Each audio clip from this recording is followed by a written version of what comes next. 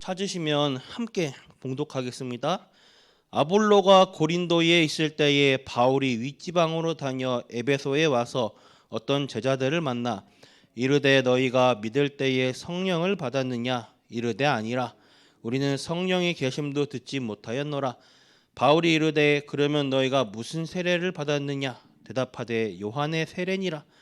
바울이 이르되 요한이 회개의 세례를 베풀며 백성에게 말하되 내 뒤에 오시는 이를 믿으라 하였으니 이는 곧 예수라 하거늘 그들이 듣고 주 예수의 이름으로 세례를 받으니 바울이 그들에게 안수하매 성령이 그들에게 임하심으로 방언도 하고 예언도 하니 모두 12사람쯤 되니라.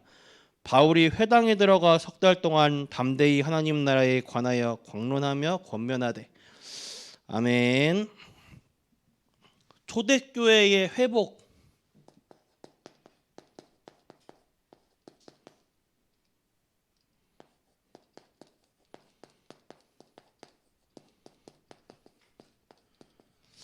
이것은 세계복음화의 길이다. 예.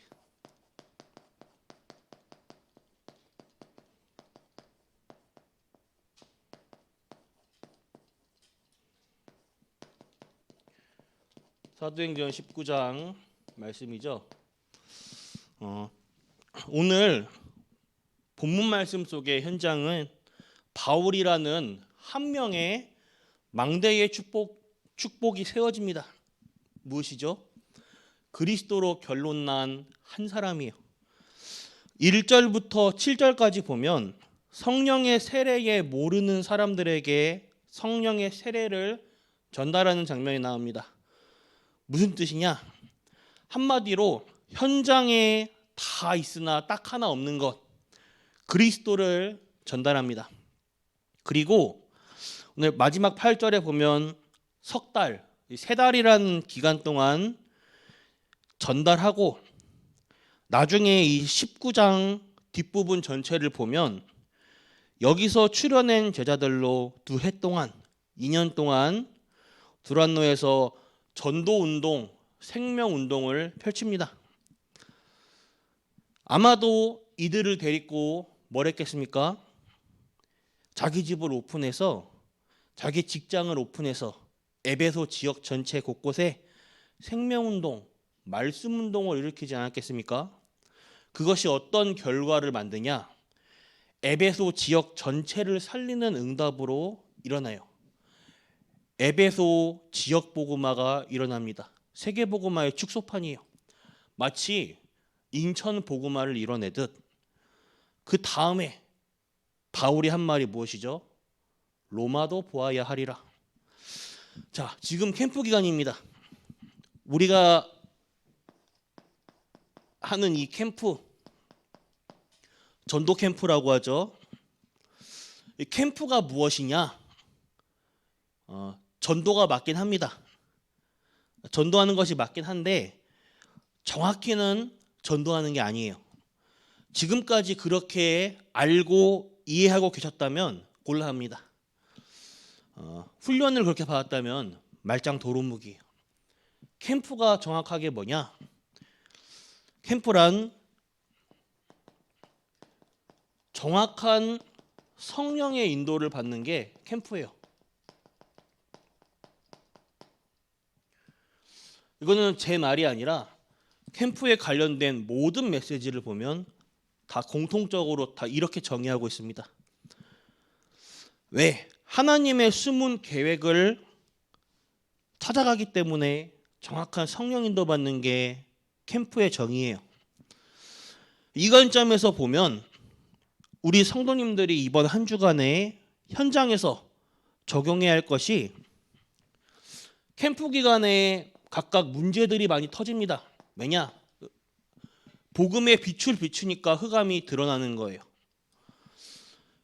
또 캠프 기간에 하나님이 숨겨두신 숨은 계획, 응답을 찾아내기 때문에 문제가 생깁니다. 문제 속에서 정확한 올바른 질문을 해야 돼요. 한마디로 하나님께 답을 얻는 이 습관, 체질이 되어야 됩니다. 왜냐? 문제가 있다면 반드시 답이 있어요. 그렇기 때문에 정확한 질문이 중요합니다. 이것이 되려면 질문, 이게 되어야 되죠. 이 질문은 결국 뭐냐? 기도입니다. 우리에게 있어서, 하나님의 자녀에게 있어서 그렇기 때문에 우리가 기도라는 부분도 점검해야 돼요. 기도 제목 자체가 틀린 기도 제목이면 우리가 틀린 응답을 받게 돼요. 기도 제목을 허무맹랑하게 기도하면 안 돼요. 갑자기 하나님 경제 문제가 해결되게 돈벼락을 맞게 해주세요. 오늘 로또가 터지게 해주세요. 이런 말도 안 되는 기도는 하나님께서 너무 곤란합니다. 경제를 위해서 올바른 경제관이 회복될 수 있도록 해주세요. 라든지 공부를 위해서 오늘 내가 해야 할 갑자기 1등 되게 해주세요. 이런 게 아니라 해야 할 공부가 정립되게 해주세요. 이렇게 내 시간표에 맞게 기도 제목이 올바라야 돼요. 그러기 위해서는 질문이 정확해야 됩니다. 문제를 놓고 질문하는 것 그 자체가 기도예요. 그래서 혼자서 하나님께 답을 얻는 기도가 중요합니다. 여러분들이 답을 얻을 때까지 계속 집중하며 질문하시길 바라요. 대부분 틀리는 게 질문을 아예 안 하거나 또는 틀린 질문을 하거나 또 질문은 맞았습니다. 그러나 하나님이 주시는 답을 얻기도 전에 중도 포기해요. 응답이 이렇게 배송되어 오는 중간에 내가 포기하는 거예요. 그래서 삶 속에서 성령 인도를 받는 집중이 필요합니다. 강단 메시지에서 뭐라 표현하냐? 집중의 줄이라고 하죠. 캠프 기간 동안에 문제들이 많이 터질 것이에요. 그러나 그것들은 전부 응답입니다. 그래서 모든 문제 속에서 계속 질문하시며 기도하시길 바랍니다. 결국 무엇이냐? 성령의 인도를 받기 위한 집중이에요. 이번 캠프 기간 동안에 집중의 끈을 놓치지 마셔서 하나님의 숨은 계획을 찾으시길 바라요. 그래서 여러분들이 새로운 망대의 축복을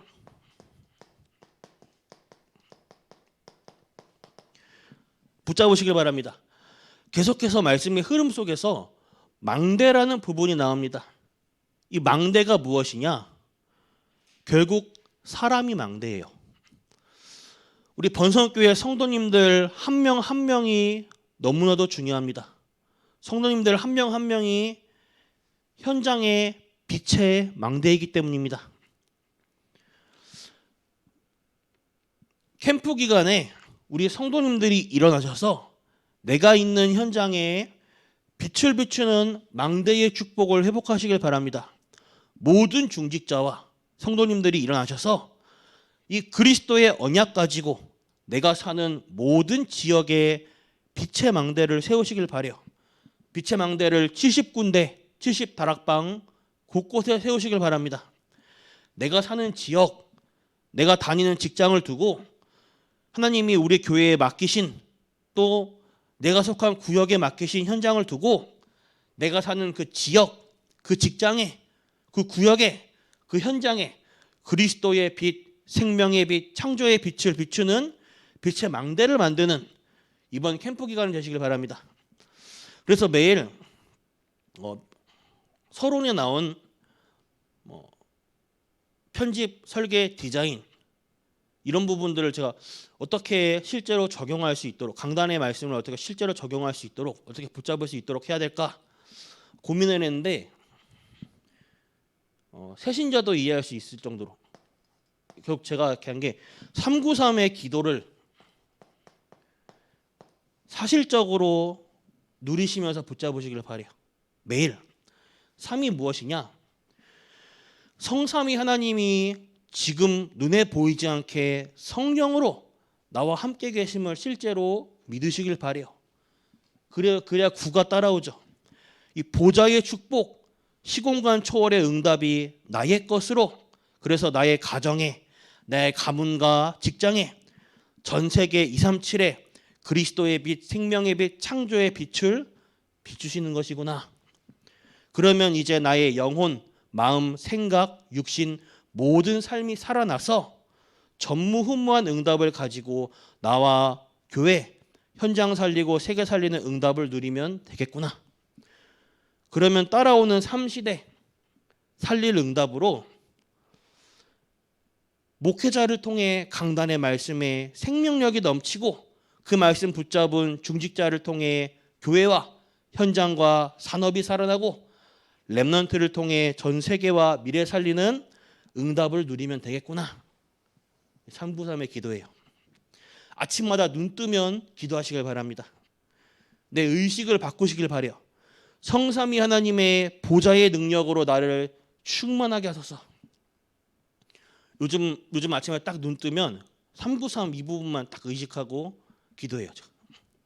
성삼위 하나님의 능력으로 내 가정, 가문, 직장 살릴 수 있도록 나에게 무한세계의 능력으로 보좌와 우주의 능력으로 나를 충만케 하옵소서.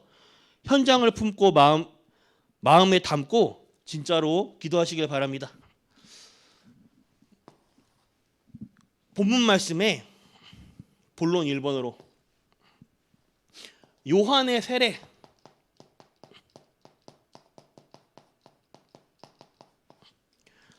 이건 그 전까지는 성령의 세례를 아냐 하니까 몰라요 사람들이.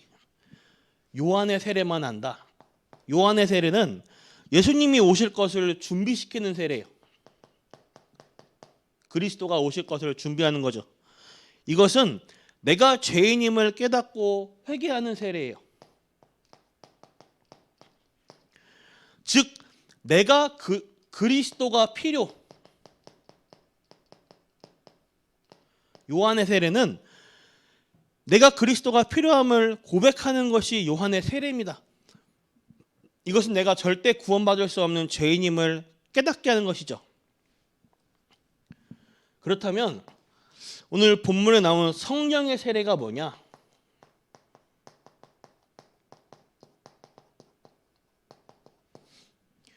그리스도를 만난 자에게 주시는 것이 성령의 세례입니다.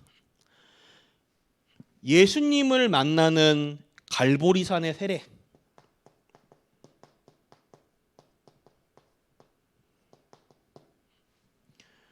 내 모든 문제 십자가에서 완벽하게 끝내셨구나. 부활의 주를 믿고 만나는 감람산의 세례. 부활하신 예수님께서 중요하게 말씀하신 하나님 나라의 일이 오늘 지금 내 삶 속에 마가다락방을 체험한 성령의 세례. 마가다락방에 무슨 일이 일어났죠? 성령의 역사가 일어나요. 순식간에 15개 나라에 전도의 문이 열리는 거예요. 왜 성령의 역사인가? 다른 걸로는 세계를 못 바꿉니다. 성령의 역사로만.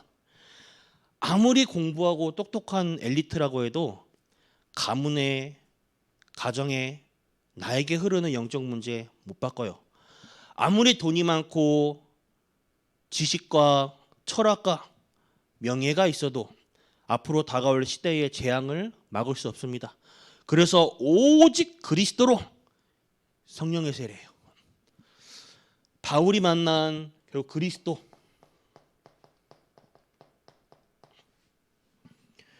성령 세례라는 것은 곧 성삼위 하나님께서 내게 임하시는 것입니다. 오늘 지금 결론 내리시길 바려. 그리스도로 끝이 난 것이구나. 창세기 3장 문제를 해결하신 내 인생에 여러 가지 문제가 올 수밖에 없는, 나도 모르는 내 감정을 어떻게 주체할 수 없는 이 내 힘으로 제어가 안 되는 영적 문제, 모든 문제의 근본의 문제를 해결하신 이가 그리스도, 그 그리스도가 바로 예수가 그리스도인데, 창세기 3장이 내 인생 모든 문제의 근원이자 뿌리였구나. 내가 이 창세기 3장 속에 태어나고 살아왔으며 곧 창세기 3장이 나의 문제인데 그리스도께서 나의 창세기 3장을 끝내시고 나를 사단과 지옥과 저주 재앙에서 완전히 영원히 해결하시고 부활하셔서 지금 내 안에 성령으로 계시는구나. 성령 세례 그리스도로 결론 내시길 바래요. 결과는 시작입니다. 그래서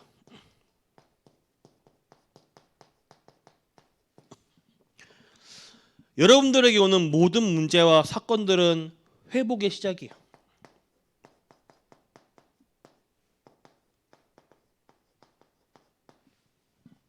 왜?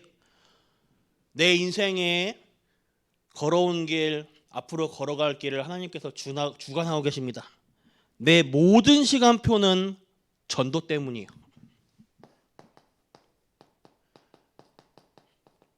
내 인생의 모든 시간표는 하나님의 계획 속에 있습니다. 내 안에 복음이 복음되게 하는 축복의 시간표예요. 그렇기 때문에 오늘 서론에 문제를 통해서 질문 이 부분을 잘해야 돼요. 그럼 뭐라고요? 하나님 자녀에게 이 질문이 기도입니다. 이걸 통해서 하나님이 주시는 답을 얻는 정확한 성령 인도 무엇이죠? 하나님의 숨은 계획을 찾는 이 부분이 습관이 돼야 돼요. 이게 중요합니다. 결국에. 왜냐? 하나님은 우리를 현장에 빛의 망대로 세우셨어요. 번성교회에 소중하고 귀중한 성도님들 한 분 한 분이 현장의 빛의 망대예요. 어떤 빛이냐? 그리스도의 빛, 생명의 빛, 창조의 빛이죠. 이 부분을 실제로 붙잡고 적용하시길 바라요. 결론. 저는 결론에 두 가지를 더 추가했어요. 우리 성도님들은 하나님의 자존심입니다. 나는 하나님의 자존심이에요. 하나님의 자긍심이에요. 하나님의 자부심입니다. 하나님의 자랑거리, 축복 덩어리예요. 우리 성도님들은 결코 무너지지 마시길 바랍니다. 홀로 기도로 살아남으시길 바라요. 내가 있는 곳에서 혼자로 신도 시작하시길 바랍니다. 무엇으로?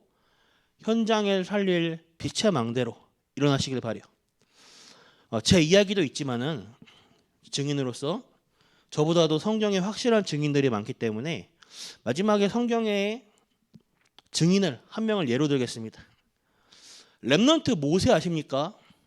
우리가 알기에는 그냥 모세가 어릴 때 애굽의 왕궁에 입양돼서 있다가 살인자로 쫓기고 좀 그렇게만 알고 있잖아요.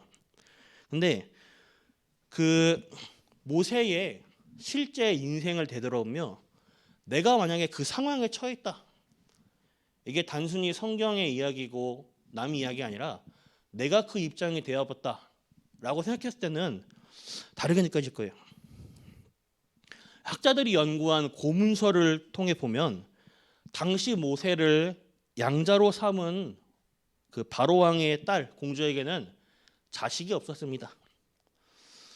모세는 이런 공주 이름이 하셉수트입니다. 하셉수트의 후광을 입어서 다음 파라오, 현 파라오 왕인 투트모스 2세의 뒤를 이어서 애굽의 왕이 될 수 있었어요. 실제로 하셉수트 파라오의 공주는 다음 파라오가 어린 왕이라서 사실상은 어린애가 뭐랍니까? 바지 사장으로서 거의 우리말로 표현하면 이 공주가 거의 잠시 동안 정권을 파라오 거의 왕처럼 정권을 잡고 군림한 적이 있어요. 이 공주의 양자로서 최고의 총애를 받은 모세는 솔직히 왕의 자리가 확보되었습니다. 이런 모세는 대단합니다. 당시에 애굽의 헤스페리온 제국 대학에서 최고의 교육기관이죠. 여기서 왕족으로서 정치학, 경제학, 군사학, 역사학, 웅변수를 배우면서 최고의 엘리트로 자라난 게 모세예요. 실제로 거기서 가장 무수하게 졸업한 인물입니다. 그 모세에 보면 양자로 입양됐다고 하지만 어떻게 보면 왕족이에요. 귀족 중에서도 왕족, 완전 로얄 패밀리. 거기다 최고의 자리가 보장되고 최고로 성공한 그가 살인자로 인생 맨 밑바닥까지 내려가게 됩니다. 살인자가 되어서 미디안 광야에서 40년 동안 도망다니며 피해 있었어요. 우리가 생각할 때 그냥 그런가 보다 하는데 모세의 입장을 보면 인생 최정상의 자리에서 맨 끝자락까지 몰락했습니다. 모세가 어떤 심정이겠습니까? 인생에서 가장 큰 실패와 가장 큰 문제를 겪은 시기예요.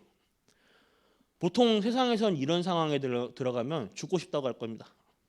그런데 모세가 인생에서 가장 어렵고 외롭게 보내던, 어떻게 보면 혼자 있던 시기입니다. 그때 가장 외로운 시기예요. 이때 가장 괴로운 시기, 이때가 알고 보니 그의 생애 가장 좋은 시간표로 전환된 시간표입니다. 인생 전환점을 맞이해요. 왜냐? 최고 응답의 시간표였기 때문입니다. 세상 것으로 각인된 40년을 빼내는 시간표, 하나님의 것으로 기도가 세팅되고 채워지는 시간표예요. 왜냐? 세상 것으로는 영적 문제를 해결할 수 없습니다. 인간에게 찾아오는 영적 문제에 대해서 원인과 해결책을 알 수가 없어요. 세상 것으로는 이걸 해결할 수 없습니다. 그것으로는 사람을 살릴 수가 없어요. 모세에게는 확실한 언약이 각인되는 시간표입니다. 우리 성도님들에게 문제가 혹시 왔습니까? 혹은 내가 가장 외롭고 힘들고 실패의 시간표가 왔습니까? 그게 가장 좋은 시간표입니다. 왜냐? 언약만 굳게 잡으시길 바랍니다. 어려움 당할 때에 반드시 하나님의 절대 계획이 있습니다. 이 부분을 질문하고 답을 찾는 전 성도님들이 되어 내가 있는 현장에 빛의 망대로 서시는 전 성도님들 되길 바라겠습니다. 기도하겠습니다. 하나님 감사합니다. 문제 가운데서 하나님의 절대 계획을 보게 하여 주시옵소서. 하나님의 절대 가능을 보며 힘을 얻는 전 성도님들 되게 하옵소서. 우리의 삶과 가정, 가문, 직장 모든 현장에 빛의 망대의 축복을 누리게 하여 주시옵소서. 세상이 알지 못하는 하나님 나라 이루어지게 하여 주시옵소서. 그래서 사람 살리는 시대의 증인되게 하여 주옵소서. 살아계신 주 예수 그리스도 이름으로 기도드렸습니다. 아멘. 주기도 마치겠습니다. 하늘에 계신 우리 아버지여, 이름이 거룩히 여김을 받으시며 나라가 임하옵시며 뜻이 하늘에서 이루어진 것 같이 땅에서도 이루어지이다. 오늘날 우리에게 일용할 양식 주옵시고 우리가 우리에게 죄진 자를 사하지 것 같이 우리 죄를 사하여 주시옵고 우리를 시험을 들게 하지 마옵시며 다만 악에서 구하옵소서. 대개 나라와 권세와 영광이 아버지께 영원히 있사옵나이다. 아멘.